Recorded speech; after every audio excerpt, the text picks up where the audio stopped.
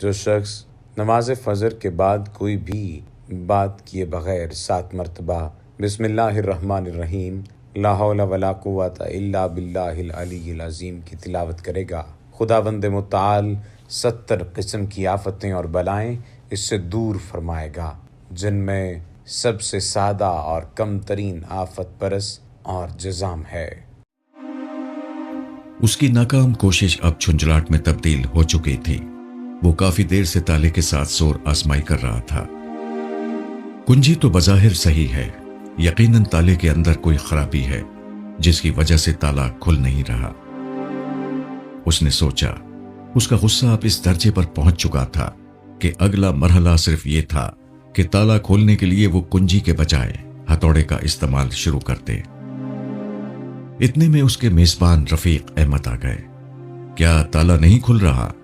انہوں نے کنجی اپنے ہاتھ میں لیتے ہوئے کہا۔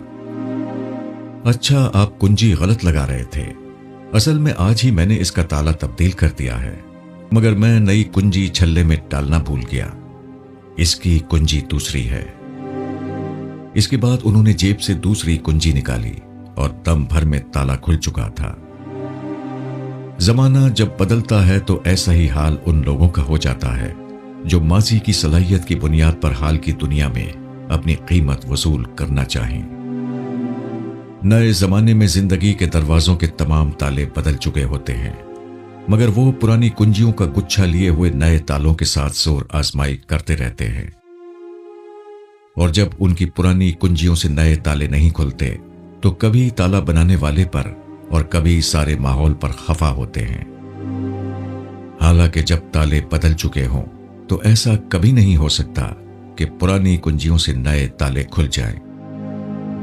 حقیقت نگاری کے دور میں جذباتی تقریریں اور تحریریں، اہلیت کی بنا پر حقوق حاصل کرنے کے دور میں ریزرویشن کے مطالبے، تعمیری استحکام کے ذریعے اوپر اٹھنے کے دور میں جلسوں اور جلوسوں کے ذریعے قوم کا مستقبل برآمد کرنے کی کوشش، سماجی بنیادوں کی اہمیت کے زمانے میں سیاسی سودے بازی کے ذریعے ترقی کے منصوبے، یہ سب اسی کی مثالیں ہیں۔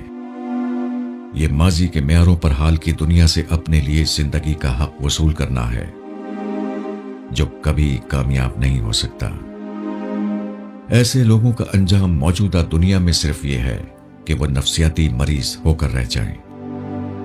جو کچھ ان کو بربنائے حق نہیں ملا ہے، اس کو سمجھیں کہ وہ بربنائے ظلم ان کو نہیں مل رہا ہے، اور پھر ہمیشہ کے لیے منفی ذہنیت کا شکار ہو کر رہ جائیں۔